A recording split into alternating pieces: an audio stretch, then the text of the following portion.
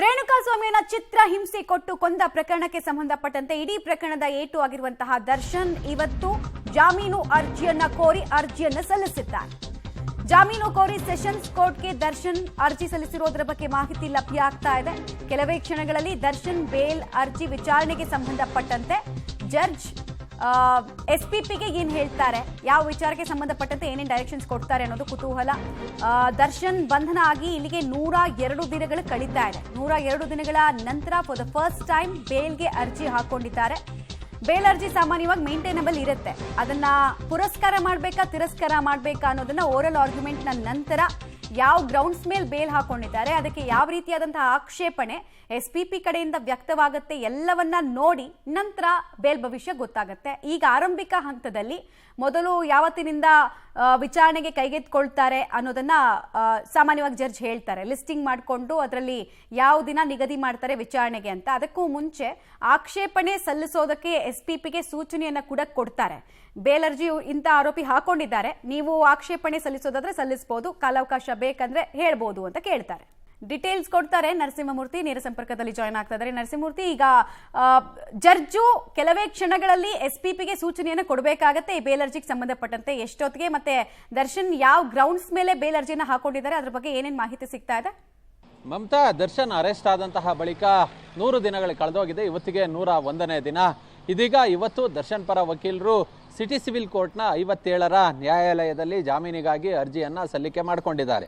ಮತ್ತೆ ಅರ್ಜಿಯನ್ನು ಸಲ್ಲಿಕೆ ಮಾಡಿದಂತಹ ಬಳಿಕ ಇವತ್ತೇ ವಿಚಾರಣೆಗೆ ಪರಿಗಣಿಸಬೇಕು ಅನ್ನೋ ನಿಟ್ಟಿನಲ್ಲಿ ನ್ಯಾಯಾಧೀಶರ ಬಳಿ ಮನವಿಯನ್ನು ಸಹ ಮಾಡಿಕೊಂಡಿದ್ದಾರೆ. ಹೀಗಾಗಿ ಇವತ್ತು 3 ಗಂಟೆಗೆ ವಿಚಾರಣೆಯನ್ನು ಮಾನ್ಯ ನ್ಯಾಯಾಧೀಶರು ನಿಗದಿಪಡಿಸಿದ್ದಾರೆ.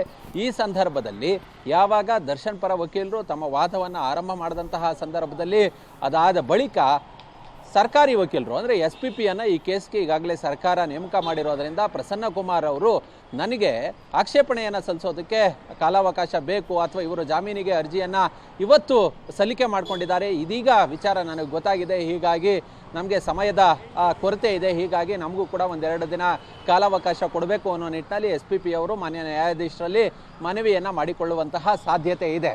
ಹೀಗಾಗಿ ಬಹುತೇಕ 3 ಗಂಟೆಗೆ ಅರ್ಜಿಯ ವಿಚಾರಣೆ ಆದ ಬಳಿಕ ಇವತ್ತೇ ಕಂಪ್ಲೀಟ್ ಆಗಿ ದರ್ಶನ್ ಪರ ವಕೀಲರ ವಾದ ಕಂಪ್ಲೀಟ್ ಆಗುತ್ತಾ, ಅಥವಾ ಮಧ್ಯದಲ್ಲಿ ಎಸ್ಪಿಪಿ ಅವರು ಅಬ್ಜೆಕ್ಷನನ್ನು ಹಾಕಿ ಕಾಲಾವಕಾಶವನ್ನು ಆಕ್ಷೇಪಣೆಯನ್ನು ಸಲ್ಲಿಸೋದಕ್ಕೆ ಕಾಲಾವಕಾಶವನ್ನು ಏನಾದರೂ ಕೋರ್ತಾರ ಗೊತ್ತಿಲ್ಲ. ಒಟ್ಟಿನಲ್ಲಿ ಕೋರ್ಟ್ನ ಕಲಾಪ ಆರಂಭ ಆಗಬೇಕು. 3 ಗಂಟೆಗೆ ನ್ಯಾಯಾಧೀಶರು ವಿಚಾರಣೆಯನ್ನು ನಿಗದಿಪಡಿಸಿದ್ದಾರೆ. 3 ಗಂಟೆಗೆ ದರ್ಶನ್ರ ಜಾಮೀನಿನ ಅರ್ಜಿಯ ವಿಚಾರಣೆ ಆರಂಭವಾಗಲಿದೆ. ಮಮತಾ, ನರಸಿಂಹಮೂರ್ತಿ, ಒಬ್ಬ ಕೊಲೆ ಆರೋಪಿ ತನಗೆ ಬೇಲ್ ಬೇಕು ಅಂದ್ರೆ ಇಂಥ ಗ್ರೌಂಡ್ಸ್ ಮೇಲೆ ನನಗೆ ಬೇಲ್ ಬೇಕು ಅಂತ ಅದ ಕೇಳಬೇಕಾಗತ್ತೆ. ಸೊ ಇಲ್ಲಿ ಏನೇನ್ ರೀಸನ್ಸ್ ಅನ್ನ ಇಟ್ಕೊಂಡು ಕೋರ್ಟ್ ಮುಂದೆ ಇವರು ಹೋಗಿದ್ದಾರೆ ಅನ್ನೋದು ಕುತೂಹಲಕ್ಕೆ ಕಾರಣ ಆಗತ್ತೆ. ಸೊ ಬಲ ಮೂಲಗಳ ಮಾಹಿತಿ ಪ್ರಕಾರ ರೀಸನಬಲ್ ಗ್ರೌಂಡ್ಸ್ ಏನ್ ಸಿಗ್ತಾ ಇದೆ, ವಕೀಲರು ಹೇಳೋದೇನು?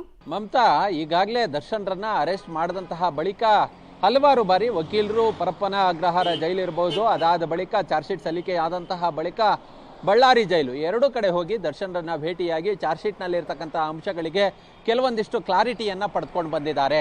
ಹೀಗಾಗಿ ಈ ಪ್ರಕರಣದಲ್ಲಿ ದರ್ಶನ್ ಪರ ವಕೀಲರು ಒಂದಷ್ಟು ಗ್ರೌಂಡ್ಸ್ ಮೇಲೆ ವಾದವನ್ನು ಮಂಡನೆ ಮಾಡ್ತಕ್ಕಂತಹ ಸಾಧ್ಯತೆ ಇದೆ. ಅಂದರೆ ದರ್ಶನ್ ಒಬ್ಬ ನಟ, ಹೀಗಾಗಿ ಎಲ್ಲ ವಿಚಾರಗಳಿರ್ಬೋದು ಅಥವಾ ಮಾಧ್ಯಮಗಳು ಈ ಕಡೆ ಕೇಂದ್ರೀಕೃತವನ್ನು ಹರಿಸಿದ್ದಾವೆ. ಪೊಲೀಸರು ನಟ ಅನ್ನೋ ಕಾರಣಕ್ಕೆ ಇಷ್ಟೊಂದು ವೈಭವೀಕರಿಸೋ ಕೆಲಸವನ್ನು ಮಾಡಿದ್ದಾರೆ ಅನ್ನೋ ನಿಟ್ಟಿನಲ್ಲಿ ವಾದವನ್ನು ಮಂಡನೆ ಮಾಡ್ತಕ್ಕಂತಹ ಸಾಧ್ಯತೆ ಇದೆ. ಇನ್ನು ರೇಣುಕಾಸ್ವಾಮಿಗಾಗಲಿ ದರ್ಶನ್ಗಾಗಲಿ ಡೈರೆಕ್ಟ್ ಲಿಂಕ್ ಇಲ್ಲ. ನೇರವಾಗಿ ಯಾವತ್ತೂ ಕೂಡ ರೇಣುಕಾಸ್ವಾಮಿಗೆ ಕರೆಯನ್ನು ಕೂಡ ಮಾಡಿಲ್ಲ. ಇದೀಗ ಯಾರೋ ಸಿಕ್ಕಿರ್ತಕ್ಕಂತಹ ಆರೋಪಿಗಳು ಹೇಳಿದ್ರು ಅಂದ ತಕ್ಷಣ ದರ್ಶನ್ ಇಲ್ಲಿ ಅಪರಾಧಿ ಆಗೋದಿಲ್ಲ. ಇಲ್ಲಿ ಅವತ್ತು ಅಲ್ಲಿಗೆ ಹೋಗಿದ್ದಾರೆ ಹೊರತು ದರ್ಶನ್, ನಮ್ಮ ಕಕ್ಷಿದಾರ ದರ್ಶನ್ ರೇಣುಕಾಸ್ವಾಮಿಯ ಮೇಲೆ ಹಲ್ಲೆಯನ್ನು ಕೂಡ ನಡೆಸಿಲ್ಲ. ಇಷ್ಟಿದ್ದು ಕೂಡ ಪೊಲೀಸರು ಅರೆಸ್ಟ್ ಮಾಡಿದ್ದಾರೆ, ಮತ್ತು ತನಿಖೆಗೆ ಸಹಕಾರವನ್ನು ಕೊಟ್ಟಿದ್ದಾರೆ. ಪೊಲೀಸರು ಕರೆದ ತಕ್ಷಣ ಬಂದಿದ್ದಾರೆ. ಅದಾದ ಬಳಿಕ ಎಲ್ಲ ಮಹಜರ್ ಪ್ರಕ್ರಿಯೆಗಳು ಮುಗಿದಿದ್ದಾವೆ. ಪ್ರಕರಣದಲ್ಲಿ ಚಾರ್ಜ್ ಶೀಟು ಆಗೋಗಿದೆ. ಈಗಾಗಲೇ 101 ದಿನಗಳ ಕಾಲ ಜೈಲಿನಲ್ಲಿದ್ದಾರೆ. ಇಂತಹ ಸಂದರ್ಭದಲ್ಲಿ ಜಾಮೀನನ್ನು ಕೊಡಬಹುದು, ಜಾಮೀನನ್ನು ಕೊಡಿ ಅನ್ನೋ ನಿಟ್ಟಿನಲ್ಲಿ ವಾದವನ್ನು ಮಂಡನೆ ಮಾಡ್ತಕ್ಕಂತಹ ಸಾಧ್ಯತೆ ಇದೆ. ಹೀಗಾಗಿ ಇದ್ರ ಜೊತೆಗೆ ಇನ್ನೊಂದಷ್ಟು ಅಂಶಗಳನ್ನು ಗ್ರೌಂಡ್ಸ್ ಆಗಿ ಆಧಾರವಾಗಿ ಇಟ್ಕೊಂಡು ಇವತ್ತು ವಾದ ಮಂಡನೆಯನ್ನು ಮಾಡ್ತಕ್ಕಂತಹ ಸಾಧ್ಯತೆ ಹೆಚ್ಚಾಗಿದೆ. ಧನ್ಯವಾದ ನರಸಿಂಹಮೂರ್ತಿ ತಮ್ಮೆಲ್ಲ ಮಾಹಿತಿಗಾಗಿ.